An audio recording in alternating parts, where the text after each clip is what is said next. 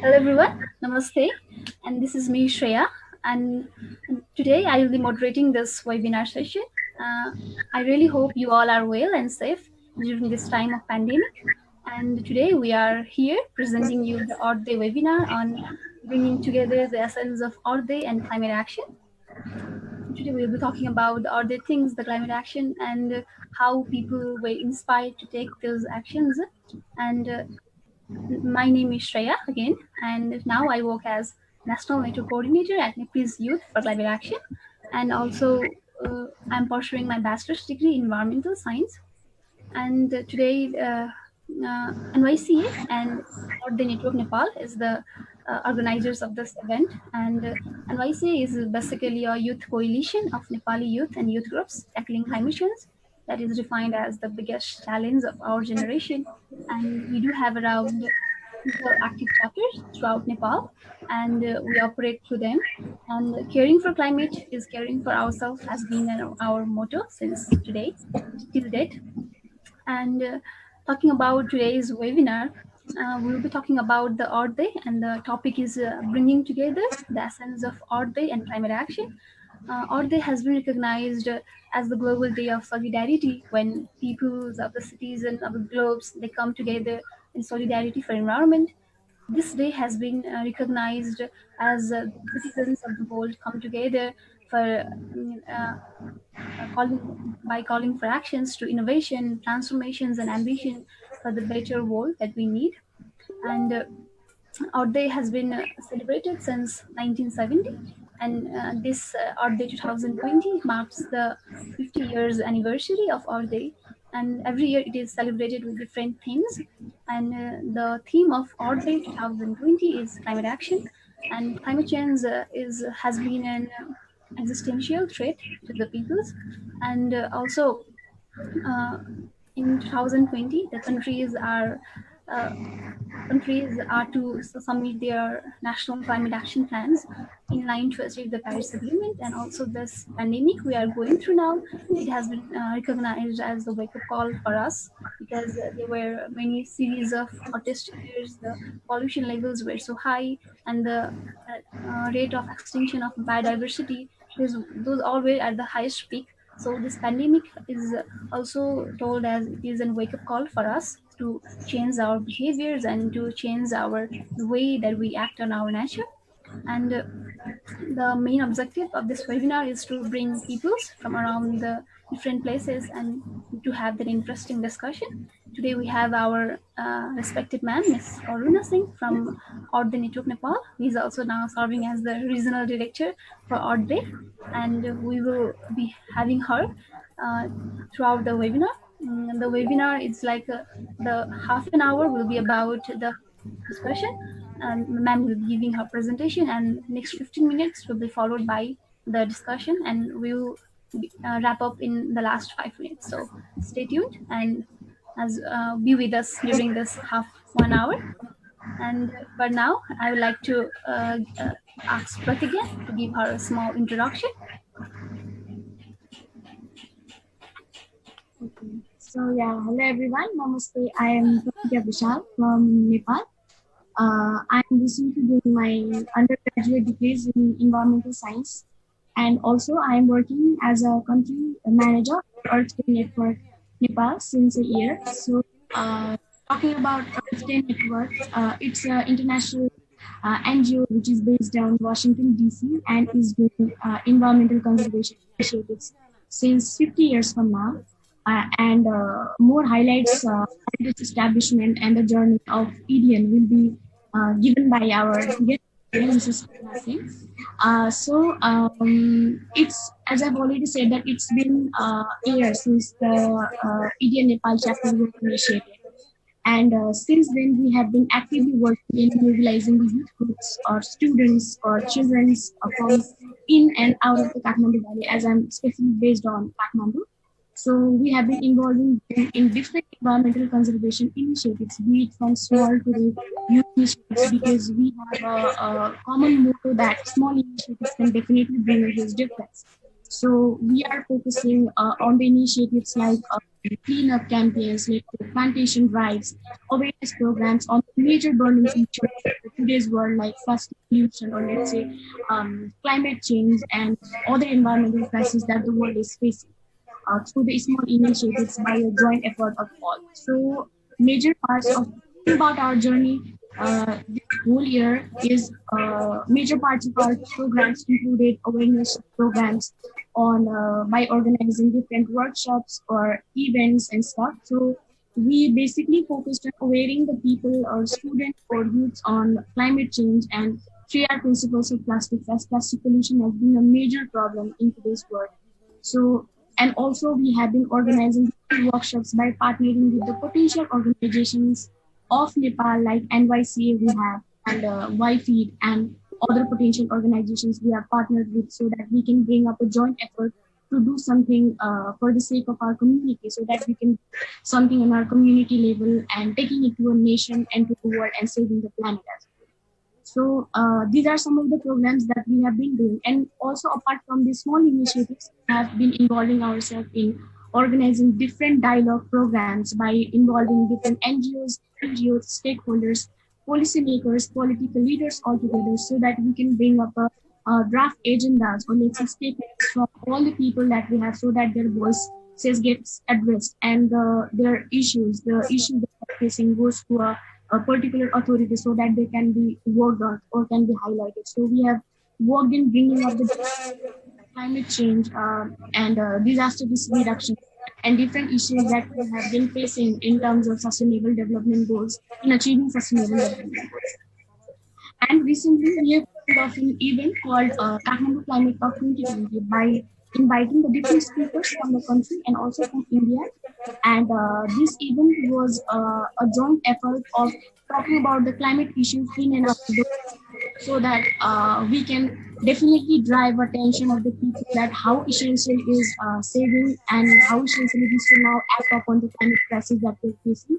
And also today's session is all about the, realizing the essence of towards climate action, and our respected man will be highlighting on these issues and what it is towards the environment.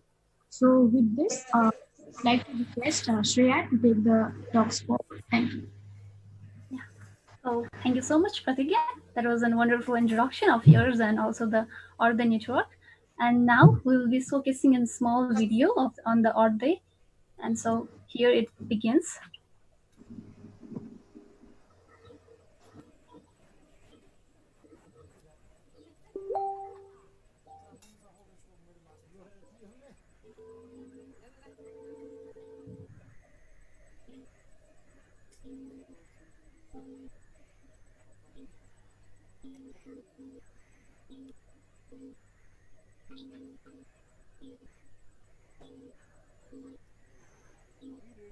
Uh, Give me a few minutes mm, to have this video here. Mm, so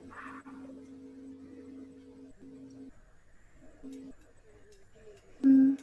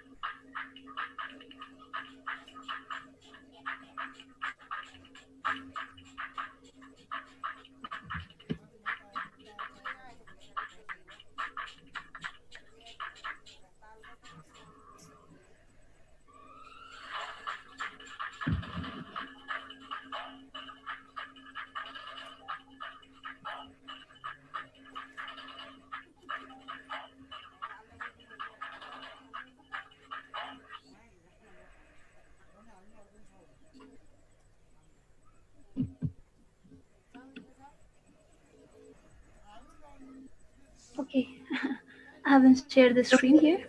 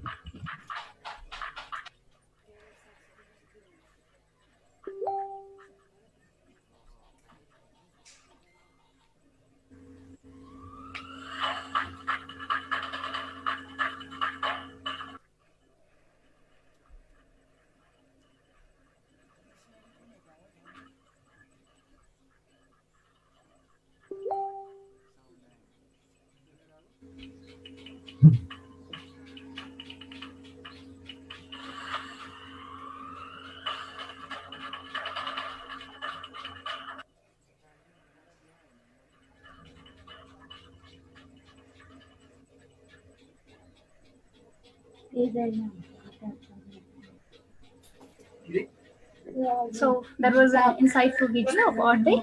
If the internet problems here, then we can again show that video to another time also. And now I would like to introduce Miss Karuna ma'am over here. I'm so honored to host you as a moderator here. And now I would like to give you the floor for the presentation. नमस्ते सब नेपाल वासियों का मेरा सादर प्रणाम. Greetings to you in an upcoming to Earth Day, which is on the 22nd of April. And this is the 50th anniversary of Earth Day. And I'm so proud to be a part of a youth movement because you are our future. And I was looking at statistics for Nepal. You have a large youth population.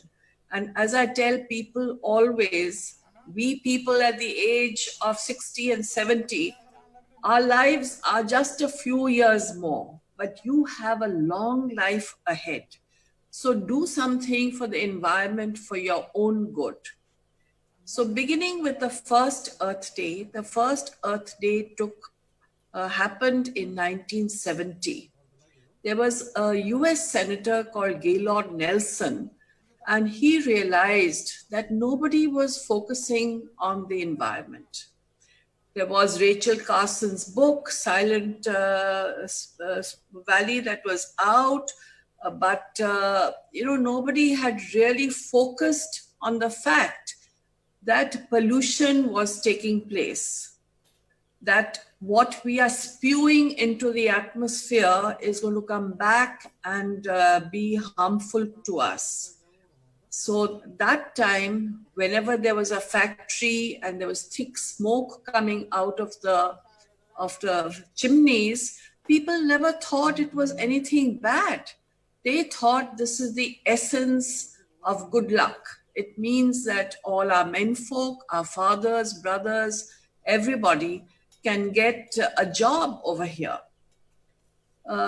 Gaylord Nelson also saw that it was a time of the Vietnam War. People had been protesting, demonstrating. So he thought about it. He said, why don't I channelize this energy into focusing on the environment? So he called out to youths in America, and there was one young student at Harvard University, Dennis Hayes, who offered to come and help him. And as Dennis Hayes says, he offered to come and help for a few days, but then he gave up his college studies for a year and joined the movement. And together with Gaylord Nelson, they crisscrossed the country at a time where there were no mobile phones, no internet. You had to personally go and meet people, and convinced people so successfully that on the first Earth Day, which was 22nd April 1970, 20 million people all stood up and said that what are we doing? We need clean air. We need clean water. Till then, America did not have acts for clean air and clean water. America did not have the Environment Protection Agency. All these came about thanks to that first Earth Day. So the success of the first Earth Day helped them realize that we cannot leave it as just a day. It has to be a movement. So they created Earth Day Network, with which I am. I'm the regional director for Asia for Earth Day Network. And this movement has now gone global. We are in 190 countries, engaging with more than 50,000 NGOs and other partners over there. And the crucial word in our name is network. So we network with others. We don't create new offices there because we think that the people on the ground are the best equipped to take the problems of the environmental problems of their area forward, to understand them, to understand the sensitivities that are there and take it forward. So that was the beginning of Earth Day. And then if you ask me, what was the essence of that first Earth Day. So if I can, I was speaking to Dennis Hayes the other day, who's that young boy who was, I just have a message on my screen. Let me see that. Okay. So this young boy who went on to become the head of Earth Day Network. And Shreya is just asking me if I can share some pictures about Earth Day. So let me share those with you. Can you see them? Shreya, are you able to see the pictures, the slides? Yes, ma'am. Yes. Thank you so much. Okay, so that's the first. This is the picture of the first Earth Day that happened. Here is the first Earth Day, 195 countries, 50,000 organizations, 1 billion people coming together for Earth Day. Let me put it full screen so that you can have a better look at it. Okay. And that's our Global Advisory Committee. You might recognize some of the people on it. There's Richard Branson over there. We have Lisa Jackson there. Leonardo DiCaprio is there. And John Kerry. And of course, from India, we have Anil Kapoor. We have Anand Mahindra also. An Earth Day network believes that the Earth's future relies on developing things for youth. We really believe in you, and that's why I'm so glad to be here today with you. With this in mind, we had brought together youth from the countries surrounding India for a dialogue. And this is important because, you know, the environment knows no political boundaries. It's not that if there is pollution in the India part of the border, that Nepal will not get it, or vice versa. So we have to work together as one across boundaries as well.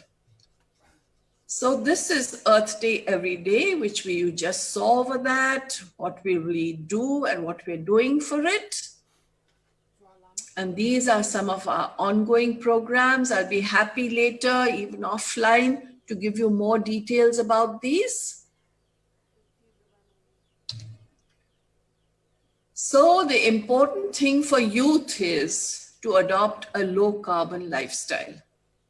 And I have a presentation on this, which I have shared with Shreya. Shreya, you're welcome to sharing it with all your viewers later on, if you have their email addresses, on how youth can lead low carbon lifestyles. Something as simple as just reducing the brightness of your computer screen. See how much electricity that will save you. Okay, the other important group who we work with are with women. And here also, I think this is very relevant to Nepal as well, because I was having a look. A lot of your energy that what you use for cooking and lighting in the rural areas does come from biomass. Now, biomass in smaller places, in huts where there are hardly any windows or anything, does lead to health problems for women. So we reach out to women and we tell them about these, and then we help them shift to cleaner fuels such as renewable energies. Okay, so some of you from Nepal, Shreya, I think you're on it also, have come together to lend their voices to share with us what you are doing in your country for the environment and what you pledge to will be done on Earth Day or beyond Earth Day as well. So this on Earth Day, we will be broadcasting 50 voices of youth, all from South and Southeast Asian countries to begin with. And it's become such a success that we are going to take it beyond that also. So here are just some ideas of what youth can do. This is what we're doing in India. We're getting the younger ones in particular to write letters to ET. Now, I don't know what your experience has been in Nepal, but in India, because we are in this lockdown stage and there's hardly any traffic outside, factories are not working, we find that even in Calcutta, there are blue skies, there birds are chirping. In Mumbai, creatures have come back to the waters. So I would love to hear what your reactions have been. So we wanted to direct the attention of youth to the fact that the laboratory of India has endorsed that a lot of our pollution, waste, and other problems of the environment are really anthropogenic, created by man. And now it is up to us humans, to change the way we live to more sustainable living. This is another program we are running for Earth Day, where we are asking people to make a bright choice. A lot of people don't know that how much money you can save, because I think it's important for countries that are lesser developed, don't have high incomes as both ours are, for the general masses, where we show them that investing in an LED bulb might be a little expensive to begin with, but in the long run, you are going to save electricity and you're going to save costs for it. So that is what we're doing there. Then, taking advantage of the fact that people can't go out, they are sitting in their homes, and yet directing their thoughts to biodiversity. We are asking them to take photographs of the biodiversity from their windows. This might be something that in normal, what we earlier called normal times, they would not have done, because they're so busy rushing from one job to the other, rushing to buy things, rushing to make ends meet, that nobody has paused and thought of nature. Then we're holding film festivals, which you can do as well. As I said, I'd be happy to share these with you. We have given our snakes and ladders, which we have developed on different subjects, out for people to play while they're sitting at home. And then we have appealed to places of worship to go plastic free. Some of them have more time for us to think about it now. So that's been very nice, because ending plastic pollution is a very, very crucial thing for the whole of Earth. So I just want to leave you with this thought, that there are no borders that contain Earth's air and water, and investing for a cleaner climate environment anywhere is investing to safeguard a common heritage. Just think about it. Can you put your hands up and hold the air above you? No, you can't. It's going to swirl here, there, it's going to swirl somewhere else. So we are really, the whole of humanity is connected. Let's not forget that. Let's not sit in our little homes and think about it that, okay, my home is clean, that's all that matters. That is not all that matters. You have to think of it that outside your home also, you have to build awareness so that others keep their homes as clean as yours do. So this thing of networking, this is something fantastic that youth can do. Please go out. You are privileged to have education. Not everyone is privileged to have that. But go out, tell those lesser privileged than you what they need to do. And generally, people are willing to make the choice. It's just that they're not aware of it. I had once gone to a village in Madhya Pradesh, and when I was sitting in the hut and talking to the women there, they said, the smoke that comes out of my son's motorcycle, that's not pollution. Pollution is only what comes out of factories. So you have to explain these things, and Nepal has a vibrant culture. Reach out to people through culture, reach out through folk traditions, reach out through theater. Use those means so that people remember what you are doing. If I'd be happy to answer any questions you might have. And if you ask me what was the essence of Earth Day, the first Earth Day, I will say what Dennis Hayes said. And the essence of Earth Day was, one, it built awareness amongst individuals. Second, it provided a platform for the different groups who worked in isolation, like the bird watchers group, or the group that only looked after one pond somewhere, or the group that looked after a small forest somewhere.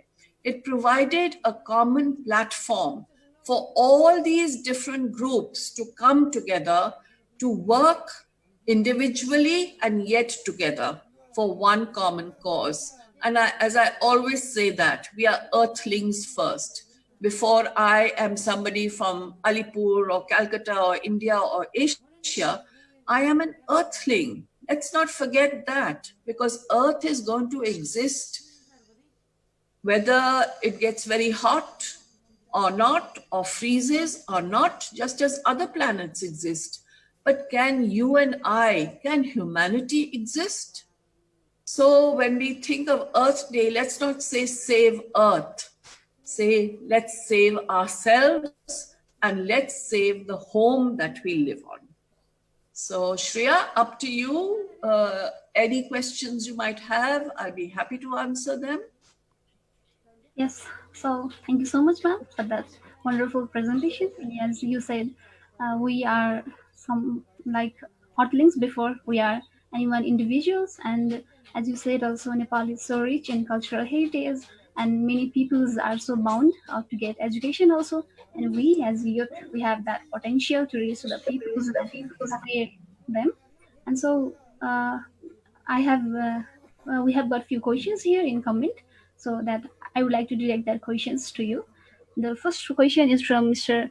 Sandeep Kumar Powder, and he is asking that does environmental and climate issues sinks in the background because of the bad economy, like of these developed countries, and how does it impact on balancing the Earth's resources? That Okay. was So, I really think that's an excellent question for countries such as ours. Because again, if you go to those who live in villages, their first concern is not the environment. Their first concern is, can I get those 2 square meals? I'm not even talking about 4 square meals a day. Can my son get a job? Is my the thatch on my roof, if it flies up during a thunder squall, can I replace it?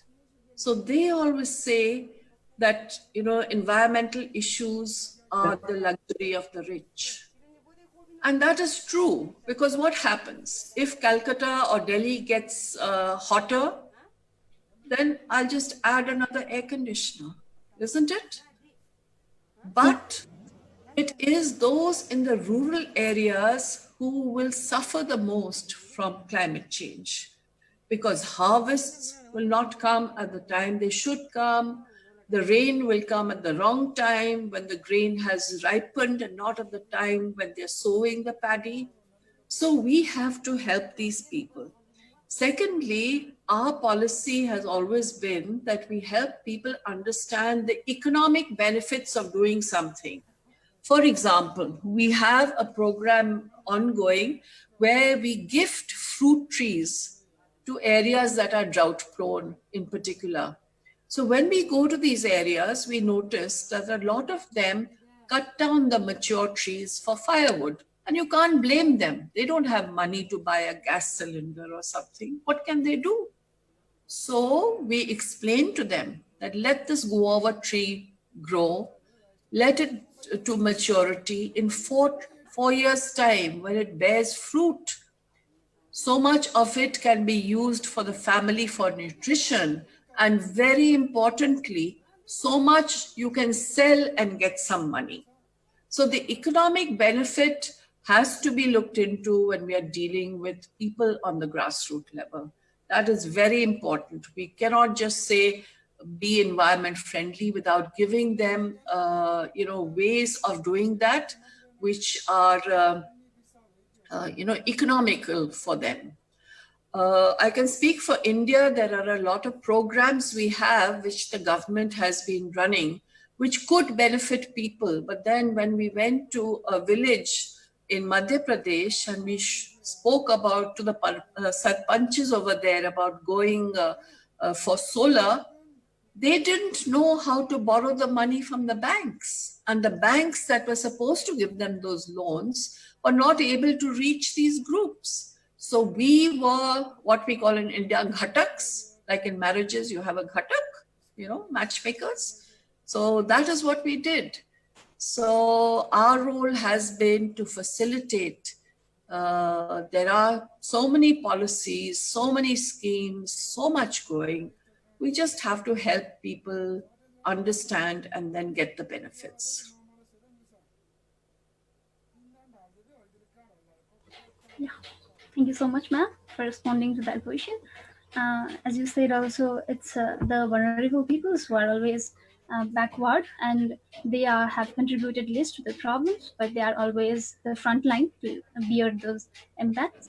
Thank you so much, Sandeep, for your question. And I have another question from Miss Preeti Sakha, and if I will ask that question to you. And the question is how we can include vulnerable peoples during this time of pandemic and represent their voice while also tackling the climate crisis issues. That was the question. That's a tough question.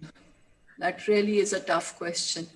Because I know in India, we are very concerned about our migrant labor that has had to leave the cities and go back home. And this migrant labor, how is it going to exist? That is a question that haunts me all the time.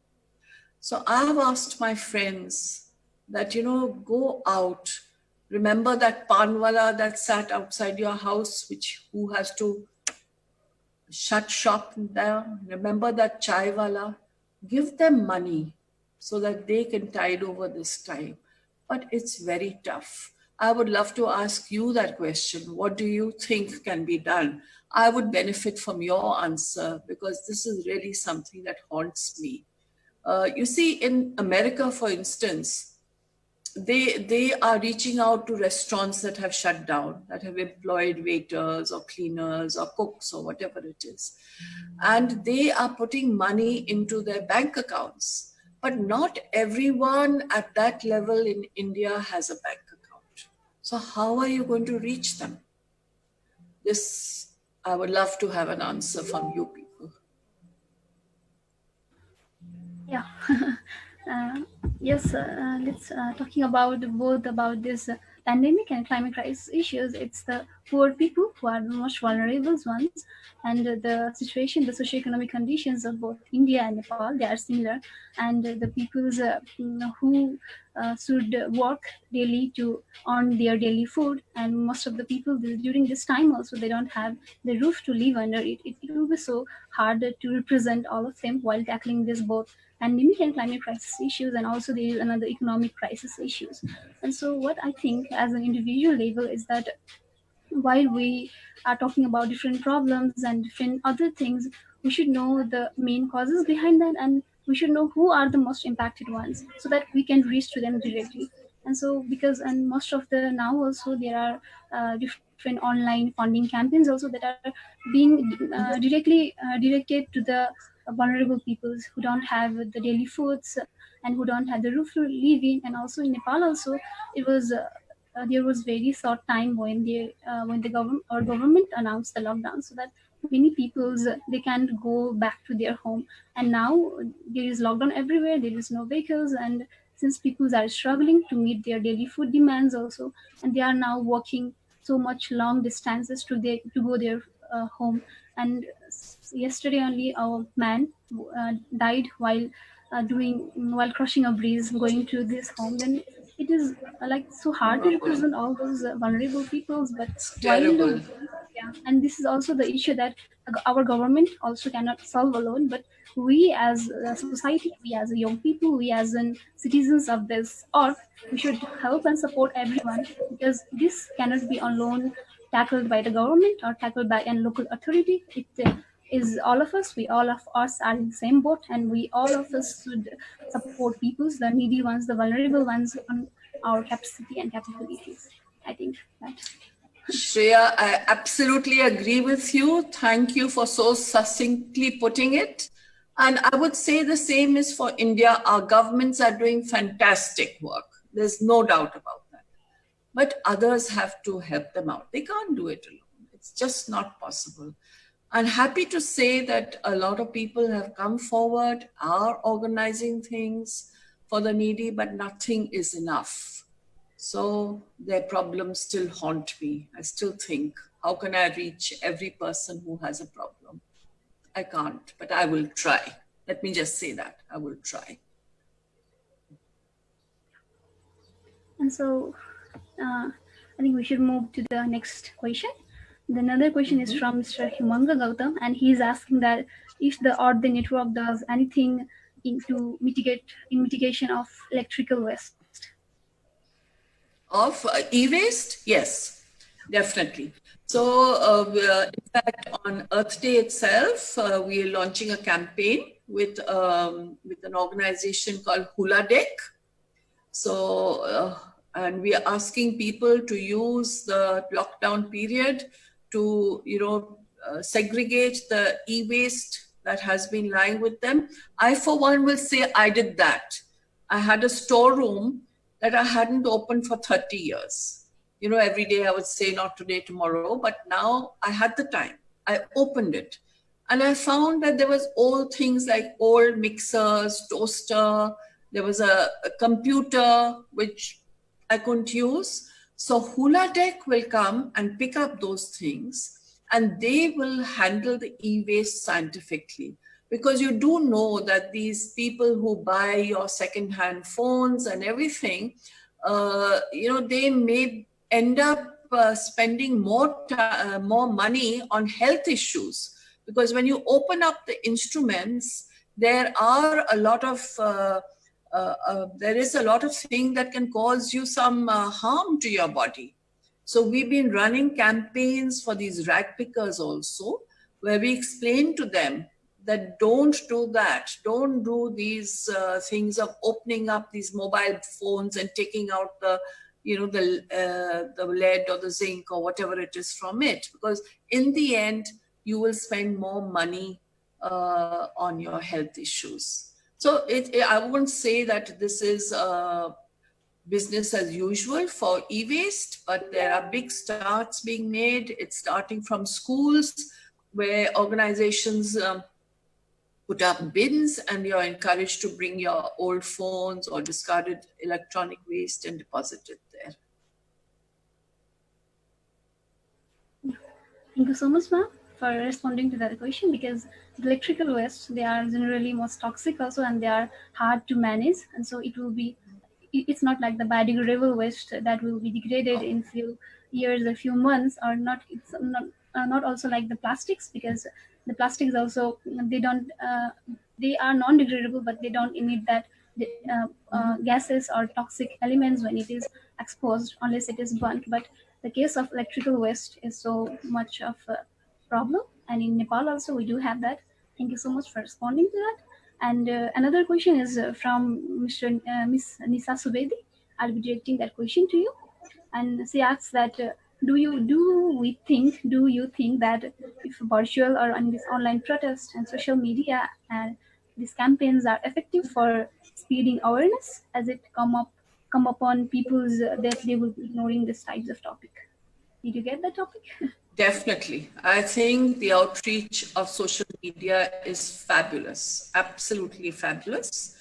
We've had to move all our commemorations of Earth Day from the ground to the digital space. But it's even been more than successful of what would have been on the ground. because people are there to see, to listen, to answer your questions.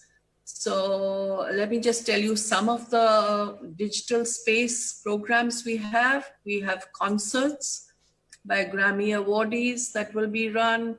We have a percussionist who has played 50 beats for 50 years of Earthy Network.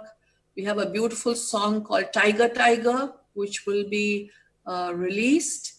And we have a lovely coming together of 9 of India's top vocalists singing something called Dharti Ma Pranam.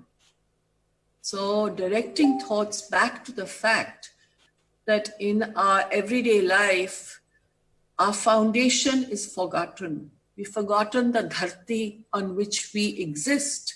We only remember what exists on it, but not the foundation itself.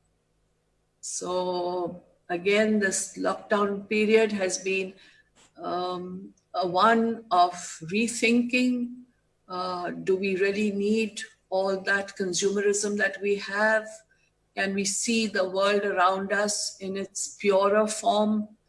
And what do we need to do to ensure that we don't go back to what we had earlier thought was normal, but that there is a new normal now that we have, which leads us to more sustainable thinking and more sustainable living?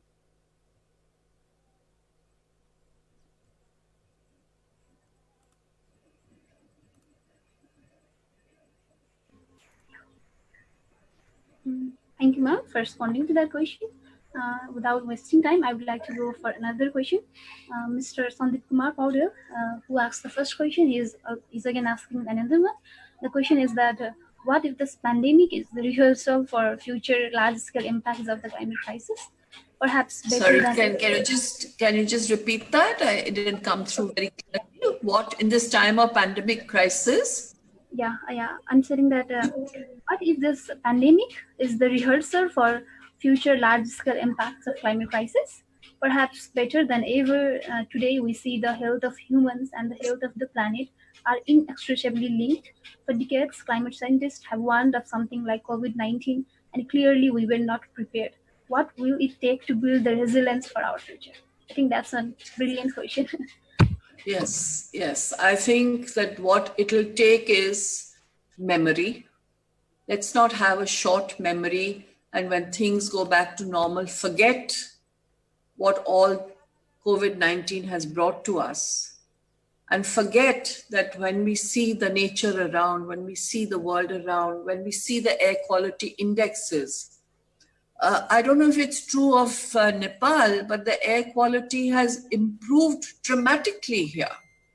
And you can't fool around with it because these are statistics, these are numbers. So I hope that people like youth groups like you will focus on that, focus on the good to the environment that has happened. I hope the media will take this up very strongly. I hope there will be there will be experts who will go into further investigating this and put out things which are so obvious that you cannot ignore. My only worry, as I say, is humans have very short memory. So will it last for long? I don't know. Maybe it is upon groups like you, or the media, governments,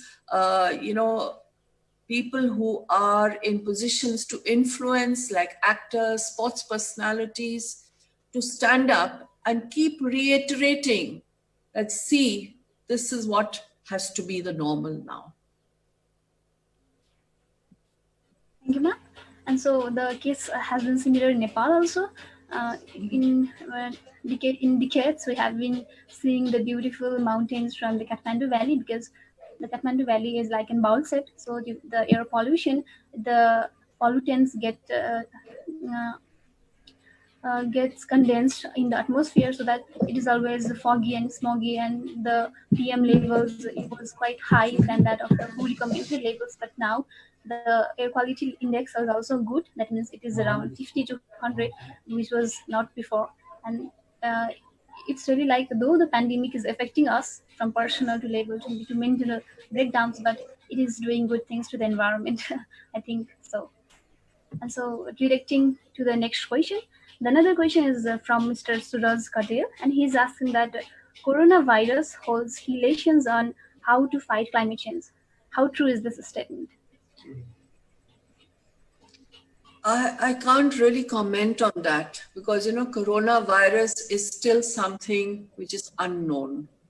It's not something that we can put our finger on and say.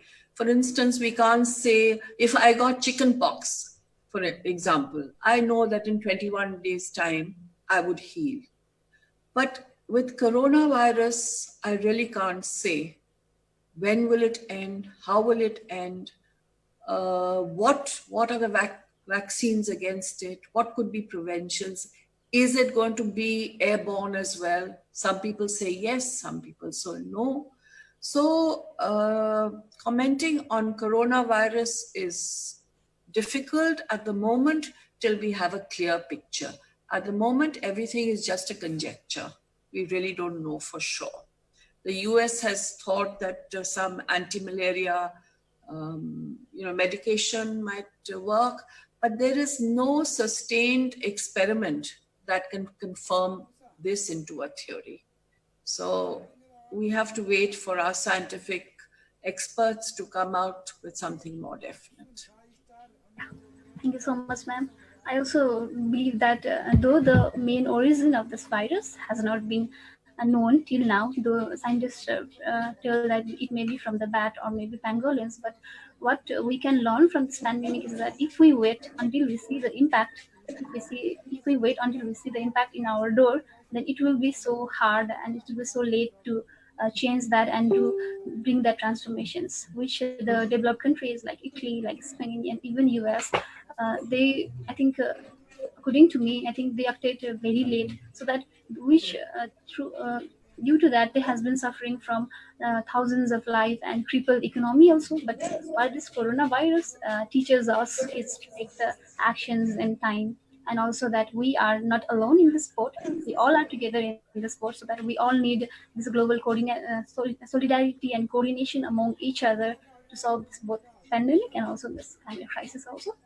And so, talking about to the See, next question, I Mr. would just add one thing to it, Shreya, that if anything, the coronavirus and how widespread it has been has made us realize that we really are networked.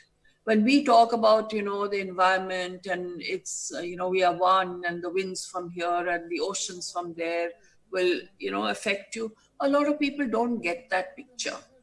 Even when I speak in the US and I say that, the winds from the Himalayas can reach you in 8 hours, they think I'm just, sort of fooling them like that. But coronavirus has shown us that the world is really networked. There's no country, I think there are only 14 countries out of all in the world that are not affected. So that's an important lesson. Yes. And so, thank you for your response, ma'am. And so, going to the next question, Mr. Umesh Palalmogar is asking that how we can celebrate this Earth Day in more effective way and by including all aspects of society and environment. Okay, so commemorating Earth Day, first of all, think about it and make a pledge that you can take through. I'm not telling you to say that I'm going to make sure all the streets in my locality are clean. You may not be able to do that. But maybe you can say that I'll make sure that the 4 or 5 houses around me have cleaned up their compounds because I'm going to be able to go to them and talk to them about it. In other words, no act is too small. Don't think that if you fix your leaky tap, that's not of significance. Those drops of water from that tap are just as significant as it would be if there is a faucet pouring water out. So that's the first thing, that every human being must think of how they can do something to improve the environment. Second is, I think that spreading awareness amongst those who, as I keep saying, are less fortunate than you, is just as important. If I have learned something, or for instance, if I have learned that I'm going to save so much money by moving to an LED light, it behoves me that I go and share that knowledge with others, because others may not know about it. So I think that for Earth Day, let's all sit back, think of Dharti Ma. Let's do a pranam to Dharti Ma. Let's take a pledge that, we will do something, maybe even just in our lives. Maybe I'll say that, I won't, I'll make sure that the fans in my room are really switched off. I know that, sometimes my daughter, when I tell her that, switch off the fan, she says, oh, Ma, I'm just coming back in a minute, But it's a switch. It's not that you have to go there and crank a handle and it's tough. But so help people understand that. That I think is very, very important. Thank you so much, ma'am. That was a very simple yet so brilliant question was answered. And also, as you tell that we just need to take the switch and let's take the place for the out there. And so, as we are moving towards the end of the webinar, I will be asking you the last question of today. And if the people who are watching us, if you do have any queries and response or anything, you can mail us, or we can send those questions directly to the ma'am. The last question is like that is from Mr. Vivek, and he's asking that as for past years, we can see there is an inverse relationship between the environment and economics. Is there any possibility that we can bring these two factors side by side? Definitely. I'll give you one small example. We run a campaign called Wage, Women and the Green Economy. Now, there are so many green jobs that are opening up. For instance, for the protection of biodiversity, for the making of renewable energy equipment, for the running of this equipment, for green architecture. There is so much happening. So these are all green jobs. We have to direct the attention of people to these. In India, we run an award for villages where women, or let me say for groups of women who have taken on a green activity and are at the same time earning livelihoods out of it. So for example, we have people in Midnapur who are making plates out of salpatta. I don't know if you have sal trees in Nepal also, but this is such a good, convenient substitute for plastic plates. So they are doing something environment friendly and yet they're earning from it. We have a group in Chhattisgarh state that are where the women are going in to grow medicinal plants and to protect the biodiversity around it. So they're doing something environment friendly and at the same time, they're earning livelihoods out of it. So we just have to redirect thoughts. Like earning livelihoods is very, very important. We just have to redirect thoughts. When it comes to industry, if you tell them about, the circular economy, where no waste, nothing is wasted. And then you tell them that because nothing is wasted, you will have less money will be needed to go in for as inputs. Then they get the point. So you have a circular economy, you're getting back all that might have gone on waste. And at the same time, it's good for the environment and it's good for the economy also. So it just means rethinking, critical rethinking about ways that we can ensure that the environment and economy are not in opposite directions, not on other sides of the coin, but they go together hand in hand for the common benefit of all. Thank you so much, ma'am, for that response. I also believe that because the industries, which occupies the major source of our economy, the major raw materials they get, that is from the environment. The wools of the sheep, or say the timber roots, or say the raw materials of the medicines, they all come from the environment. And it's like that the well-being of ours, the health of ours depends on the healthiness of the environment. So this is also we are learning during this time of pandemic. And so, with this closing statement, I will say that we are moving to the ending of our session. Thank you so much, everyone who were with us. And now I'd like to call Ms. Pratigya for the closing remarks. Thank you. Thank you, Shreya, and thank you so much, ma'am, for those such insightful thoughts and such a wonderful discussion that we had. Yeah, so we are at the end of our today's session, on which is the discussion on the essence of Earth Day and climate action as a whole. Yeah, so thanking all, I would firstly like to thank you, ma'am, for your gracious presence in our session. It's been my pleasure. Let me say that. We are glad. And yeah, also thanks to NYC for having Earth Day Network team alongside yours program, and also the wonderful audiences we have throughout the sessions. And your curiosity, your queries were amazing, and I hope ma'am loved answering all those, and I hope that you all got cleared about your queries and curiosity. So yeah, also we discussed a lot of stuff about the pandemic that we are having. So I would like to urge you to stay safe right now and be productive, and also can be productive while you are in isolation. And this Earth Day, we can definitely do something on our own by staying at our home. Like the ma'am said, you can initiate by switching off the lights or fans whenever we do not need it. The small initiatives can definitely make a difference.